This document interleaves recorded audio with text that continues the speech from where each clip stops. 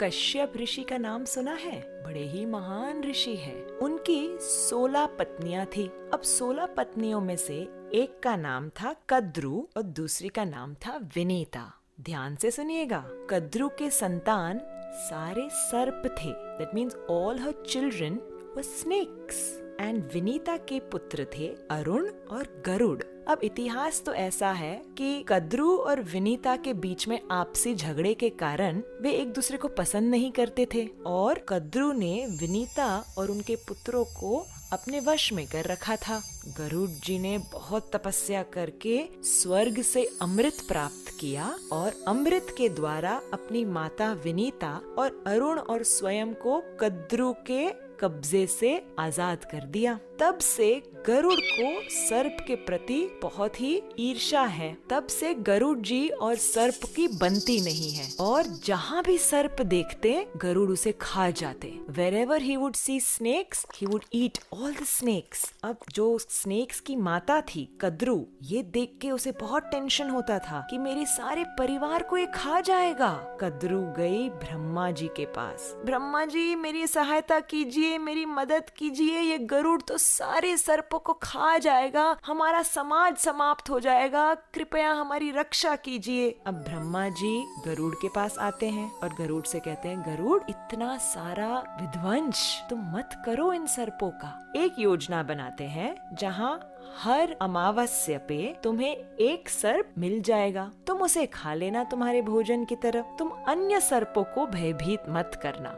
गरुड़ जी मान गए और इस योजना के अनुसार हर अमावस्या पे एक एक सर्प के परिवार से एक सर्प गरुड़ जी के पास पहुंच जाता था। अब ऐसे करते करते कालिया नाग के परिवार का टर्न आ गया। He had to send one snake to Garuda जी। कालिया ने कहा, मैं नहीं भेजूंगा, मेरे परिवार से कोई सर्प नहीं जाएगा। और गरुड़ जी यहाँ वेट कर रहे हैं, देखा तो ये सर्प तो आया ही नहीं और गरुड़ जी जा झपटे कालिया के ऊपर। घमासान युद्ध हुआ, स्वर्ग से लेके कालिया भाग रहा है और गरुड़ जी उसके पीछे, उसे नोचने के लिए, उसे परेशान करने के लिए उसके पीछे पीछे जा रहे हैं। कालिया गए ब्रह्मा जी के पास, त्राही माम मुझे बचाओ, गरुड़ आ रहा है। ब्रह्मा जी ने कहा, देखो तुमने तुम्हारा वचन नहीं निभाया, तुम्हारा टर्न था ना स्नेक भेजने का, तुमने क्यों नहीं भेजा? अब मैं तुम्हारी कोई मदद नहीं कर सकता। कालिया यहाँ जाए वहाँ जाए, बचाओ, कोई नहीं बचा पा रहा था और गरुड़ जी तेज गति से उसके पीछे आ रहे थे। कालिया तब अंत में जाते हैं अनंत शेष के पास, जो कि बलराम जी हैं। त्राही माम रो रो के मुझे बचाइए। अब बलराम जी का हृदय तो बड़ा कोमल है। अनंत शेष कहते हैं कालिया से, कालिया तुम व्रज में यमुना नदी में जाकर छिप जाओ, वहाँ तुम्हें गरुड़ नहीं परेशान करेगा, वहाँ तक तो वो आ भी नहीं सकता, यमुना का जल छू भी नहीं सकता। कालिया कहते हैं, अच्छा मुझे बताइए क्यों, ऐसा क्यों है? तो अनंत शेष उसका इतिहास बताते हुए कहते हैं कि एक समय की बात है, यमुना नदी के अंदर शौभरी मुनि तपस्या कर रहे थे। In the water he was meditating और उस समय गरुड़ जी यमुना में से एक मछली को उठाते हैं भोजन के लिए। अब Garuda is an eagle, right? Eagles catch fish and they eat. So इस मछली ने शौभरी मुनि को प्रार्थना की, मुनिवर मुझे बचाओ, गरुड़ के मुख से मुझे बचाओ। और फिर शौभरी मुनि ने उस मछली को बचाते हुए गरुड़ को श्राप दिया, गरुड़ तुम इस यमुना के जल में जैसे ही छुओगे तुम्हारी मृत्यु हो जाएगी, ये मेरा श्राप है। तो इस श्राप के वजह से गरुड़ यमुना पे नहीं आ सकते हैं। अनंत शेष कहते हैं कालिया से, जाओ कालिया, अपनी पत्नियों को लेकर, बच्चों को लेकर, परिवार समाज को लेकर तुम यमुना में बस जाओ, गरुड़ तुम्हें वहाँ नहीं तंग करेगा। तो अब कालिया बसे हुए हैं यमुना के जल में। बड़ा ही अभिमानी नाग कालिया है और अपने विष से, बहुत भयानक विष से पूरे जल को दूषित करके बैठा था। कालिया सर्प के विष से बहुत परेशानी होती थी। उनके गाय जब वो जल पीते तुरंत मर जाते। अरे जल तो क्या, जब यमुना के ऊपर से पक्षियां उड़ती वे भी गिरकर मर जाती। इतना इतना भयंकर जहर उगलता था। कृष्ण सोच रहे थे मैं कैसे इस कालिया को यमुना से निकालूं। रोज जब मैं गैयों को लेके आता हूँ चरने, तब दाऊ जी मेरे साथ होते हैं। बलराम जी बड़े भाई हैं मेरे, वो मुझे कभी यमुना के पानी में जाने ही नहीं देंगे। मैं अब ऐसे प्लान करता हूँ कि कल दाऊ जी का बर्थडे है, तो बलराम जी के जन्मदिन पर हम ऐसे प्लानिंग करेंगे कि उन्हें हम साथ में लेकर ही नहीं आएंगे यमुना के तट पर, उन्हें हम घर पर रहने देंगे। तो जब बलराम जी घर पर रहेंगे, कृष्ण अकेले रहेंगे मित्रों के साथ, तो कृष्ण ने सोचा मैं तब जाके यमुना में कूद जाऊंगा और कालिया को सबक सिखाऊंगा। जिस दिन बलराम जी का जन्मदिन था, कृष्ण उसे छोड़कर गैयों को लेकर यमुना के तट आते हैं और वहाँ पे जैसे ही गाय वहाँ पहुँचती है, एक करके मर जाती है। सब सखाएं घबरा जाते हैं, कृष्ण कृष्ण हमारी गैया को बचाओ बचाओ, पानी पीते ही मर गई, कालिया का इतना भयंकर वहाँ पे विष है, कुछ करो कन्हैया। कृष्ण वहाँ आके अपने कोमल हाथों से जब गैयों को प्रेम करते हैं तो गैया जीवित हो जाती है। कृष्ण कहते हैं अभी तुम घबराओ मत, सब एक साइड पे खड़े हो जाओ। कृष्ण कदम्ब के वृक्ष पर चढ़ते हैं और धीरे धीरे एक डाली पर पहुंच के वहां से सीधे अंदर यमुना में छलांग मारते हैं। जैसे ही छलांग मारते हैं, बहुत बड़ा splash of water happens and Krishna अंदर यमुना में जाते हैं। कालिया वहां सो रहा था और इतना पानी में जब अंदर जाते हैं, there's a turbulence, there's a disturbance। Kaliya की पत्नियां कहती हैं, अरे बालक तुम यहाँ क्यों आए? क्या तुम्हारी कोई गेम यहाँ आ गई? क्या तुम्हारा कोई बॉल यहाँ गिर गया? जल्दी जाओ यहाँ से। अगर हमारे पति ने तुम्हें देख लिया तो तुम्हारी खैर नहीं, तुम्हें मार डालेगा। तुम यहाँ से चले जाओ बच्चे, चले जाओ। कन्हैया कहते हैं, देवी मुझे तुम्हारे पति से ही मिलना है, मुझे कालिया से ही काम है, उठाओ उसे।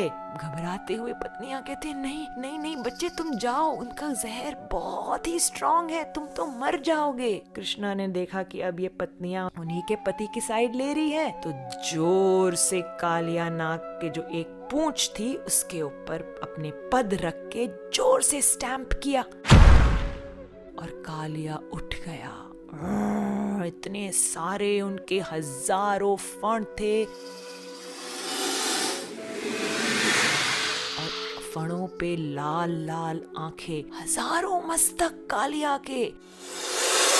कौन आया है मेरे पानी में मुझे डिस्टर्ब करने? कृष्ण सामने से आए, छोटे से पर कॉन्फिडेंस देखो। कहते हैं, मैं आया हूँ कालिया, तुमने हमारे यमुना को इतना प्रदूषित कर दिया है, तुम यहाँ से निकल जाओ। कालिया कहते, तुम मुझे यहाँ से निकालोगे? मैं तुम्हें मिनटों में समाप्त कर दूंगा। और कालिया जोर से रनिंग करके आके कृष्ण को पकड़ने लगे। कृष्ण थोड़ी साइड में हट गए, कालिया आगे निकल गया। वापस कालिया स्विमिंग करके आके अपने चुंगल में पकड़ना चाहते हैं कृष्ण को। कृष्ण यहाँ से वहां से यहाँ, कालिया अपने फणों से ऊपर नीचे आगे पीछे कृष्ण को पकड़ ही नहीं पा रहा है। और कृष्ण ने तब कालिया के मस्तक पर छलांग मारी।